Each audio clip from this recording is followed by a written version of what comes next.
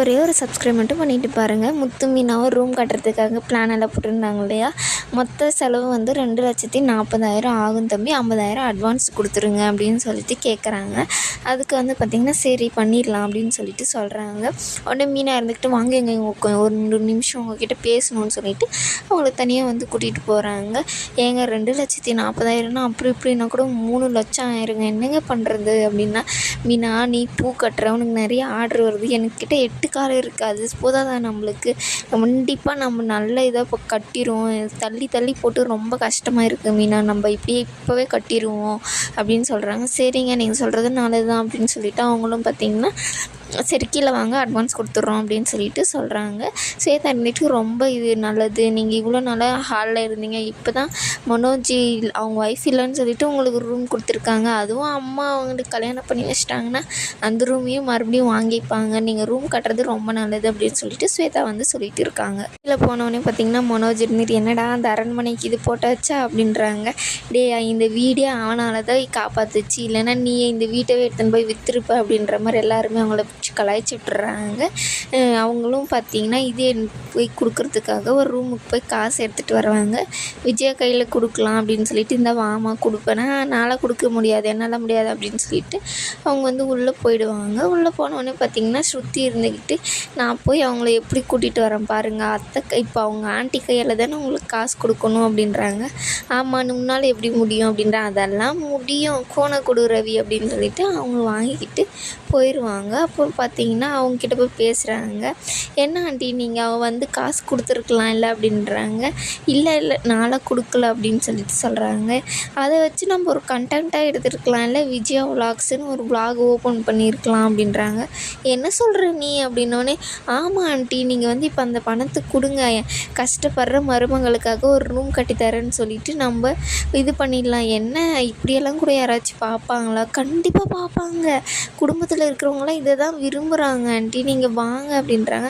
இப்போ தான் நான் உங்ககிட்ட முடியாதுன்னு சொல்லிட்டு வந்துட்டேனே அப்படின்றாங்க. அதெல்லாம் நான் பார்த்துக்கிறேன் ஆண்டி, நீங்கள் வைரல் ஆகணும் அதுதான் முக்கியம், வாங்க அப்படின்னு சொல்லிட்டு சொல்கிறாங்க. சரி போகலாம் அப்படின்னு சொல்லிட்டு இப்போ ஆண்டி காசு கொடுப்பாங்க. எல்லாருக்கும் சந்தோஷமாக சந்தோஷம் அப்படின்ட்டு காசு கொடுத்துட்டு பார்த்திங்கன்னா கரெக்டாக காசு கொடுக்கும்போது ஸ்ருதி வந்து அந்த பக்கம் வீடியோ எடுக்கும். இந்த பக்கம் என் மருமகளுக்காக இதை நான் செய்கிறேன், என் மருமக ஒரு அரை மணி நேரத்தில் 50 முழம் பூ கட்டுவா, என் மகன் 8 கார் வச்சு வண்டி ஓட்டிகிட்டு இருக்கான், அவங்களுக்காக இப்போ ஒரு ரூம் கட்ட போகிறோம் அப்படின்னு சொல்லிட்டு காசை வந்து கொடுத்துட்டு இதில் எங்களுக்கெல்லாம் ரொம்ப சந்தோஷம் அப்படின்னு சொல்லிட்டு விலாக் பண்ணுறாங்க அவங்க.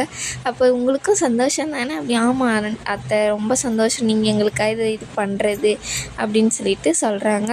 என்னப்பா காசு கொடுத்தாச்சு அவ்வளோதானா, எல்லாம் போங்க போங்க அப்படின்னு சொல்லிட்டு போயிடுறாங்க.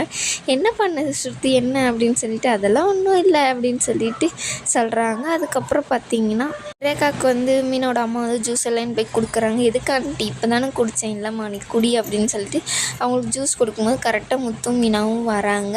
இவங்கக்கிட்ட சீதா கிட்டே என்ன அவர் வந்தாரா அருண் வந்தாரா அப்படின்னு சொல்லி கேட்குறாங்க. இன்னும் வரல, ஃபோன் மட்டும் தான் பண்ணார், நீ வீட்டுக்கு கிளம்பி வா அப்படின்னு சொல்லிட்டு சொன்னேன். நீ என்ன சொன்ன? இல்லை எனக்கு கொஞ்சம் டைமு கொடுங்க அப்படின்னு சொல்லிட்டு சொன்னேன். நீ எந்த டைமும் உனக்கு கொடுக்க முடியாது, நீ எப்படி வர நான் பார்க்குறேன் அப்படின்னு சொல்லிட்டு மிரட்டுறாரு. இது வேறையா, நான் வேணால் பேசி பார்க்கவா மாமா அப்படின்னு சொல்லிட்டு சத்யா வந்து கேட்குறாங்க. இல்லை அதெல்லாம் வேணாம் அப்படின்னோடனே ரேகா இருந்துட்டு பேசி தான் பார்க்கட்டுமே, அவங்க தான் சொல்கிறாங்களே வீட்டுக்கு வா பேசிக்கலான்னு சொல்லிட்டு, அப்படியெல்லாம் விட முடியாதுமா, விட்டால் இன்னும் அதிகமாக தான் ஆகும், இப்போ அடித்தா பரவாயில்லையா சீதாவை அப்படின்னு சொல்லிட்டு சொல்கிறாங்க. இவங்க எல்லாம் பேசிட்டே இருக்கும்போது பார்த்திங்கன்னா கரெக்டாக சிந்தாமணி வந்து வந்துடுறாங்க, அழுந்துகிட்டே வராங்க. என்னம்மா ஆச்சு என்னாச்சு அப்படின்னு சொல்லிட்டு ரேகா வந்து பதறி போய் அவங்க உள்ளே கூப்பிட்றாங்க. உள்ளே வாங்க அப்படின்னு சொல்லிட்டு, இல்லை உன் அப்பாவுக்கு உடம்பு சரியில்லை அப்படின்னு சொல்லிட்டு சொல்கிறாங்க. என்னாச்சு அப்பாவுக்கு அப்படின்னா, அவருக்கு வந்து ஹார்ட் அட்டாக் வந்துருச்சு, ஹாஸ்பிட்டல்லேருந்து வீட்டுக்கு வந்திருக்கோம் அப்படின்னு சொல்லிட்டு சொல்கிறாங்க. இப்போ எப்படி இருக்காங்கன்னா இப்போ பரவாயில்லை, இவளை பார்த்தா கொஞ்சம் இதாயிரும், நாங்கள் ரொம்ப நாள் பிரிஞ்சுருந்துட்டோம், இனிமேலே எங்களால் அப்படி இருக்க முடியாது, இவளும் இல்லாத ஏக்கத்துலேயே அவருக்கு இந்த மாதிரி ஆயிடுச்சு, நீங்கள் வந்து பாருங்கள் அப்படின்னு சொல்லிட்டு ரேகா வந்து கூப்பிட்றாங்க. என் பொண்ணை அமுச்சு வைங்க, இல்லை உங்கள் மருமகளை அமுச்சு வைங்க, பார்த்துட்டு உடனே வந்துடுவா அப்படின்னு சொல்லிட்டு சொல்கிறாங்க. அப்புறம் பார்த்தீங்கன்னா மீனாக்கும் முத்துக்கும் சந்தேகம் வந்துடுது. என்னது இது, இவங்க சொல்கிறதே சரியில்லை அப்படின்னு சொல்லிட்டு அவங்களுக்கு கொஞ்சம் சந்தேக பார்வையில் தான் பார்க்குறாங்க. ஆனால் சிந்தாமணி இருந்துட்டு அழுக ஆரம்பிச்சிருவாங்க. சரி ரேகா நீ போய் வா, போய் வந்துடு அப்படின்னு சொல்லிட்டு எல்லாருமே சொல்லி அனுப்புகிறாங்க. அவங்களும் அங்கேருந்து கிளம்பிடுறாங்க. அதுக்கப்புறம் பார்த்திங்கன்னா மனோஜ்க்கு யோசிச்சுட்டு உக்காந்துக்கிட்டு இருக்கார். இந்த மாதிரி நான் சிக்கலில் மாட்டிக்கினேனே, என்ன தான் யோசிக்கிறீங்க பம்பரக்கா மனோஜ் அப்படின்றாங்க. இல்லை, ஒருத்தியை கல்யாணம் பண்ணிட்டேன், இன்னொருத்திக்கு என் குழந்த வயிற்று வளருது, என்ன பண்ணுறதுனே எனக்கு தெரியல, நான் 2 பக்கமும் போட்டு என்னை இடிக்கிறாங்க அப்படின்றாங்க. இதுலேருந்து என்னை காப்பாற்றுக்க யாருமே இல்லையா, நாங்கள் உங்களை யாருக்கிட்டையுமே சொல்லாத தானே இருக்கோம் பாஸ், எங்களுக்கு 2 மாதம் சேலரியும் நீங்கள் கொடுக்கலைங்க, எப்போ தர்றீங்க அப்படின்னு சொல்கிறாங்க. நீங்கள் தான் இப்போ பணக்கார குடும்பத்தில் பார்க்கப்பட்டிருக்கீங்களே, காசு அங்கேருந்து வராதா அப்படின்றாங்க.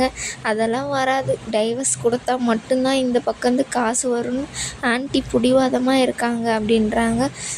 ரோகிணிக்கிட்ட நான் என்ன தான் பண்ணுறது, ரோகிணி அங்கே பாருங்கள், ரோகிணியே வராங்க, 100 ஆயுஸ் அப்படின்னு சொல்லிட்டு வராங்க. சரி நீங்கள் பேசுங்க அப்படின்னு சொல்லிட்டு அங்கே இருக்கிறவங்க எல்லாம் போயிடுறாங்க. ரோகிணி இருந்து பேச ஆரம்பிக்கிறாங்க. இந்த மாதிரி நான் ஒரு காசு கட்டிட்டேன், 1.5 லட்சம் கட்டிகிட்டு இருக்கேன், அதுக்கு நான் என்ன பண்ணட்டும்மா, மாதத்தில் 3ஆவது வாரத்தில் நான் செக்கப் போவேன், நீ என் கூட வந்தே ஆகணும் அப்படின்றாங்க. என்னாலாம் வர முடியாது, இந்த குழந்தைக்கு நீ தான் அப்பா, நீ தான் வந்தாகணும் அப்படின்னு சொல்லிட்டு சொல்கிறாங்க. இதோட இந்த எபிசோடு முடியுது.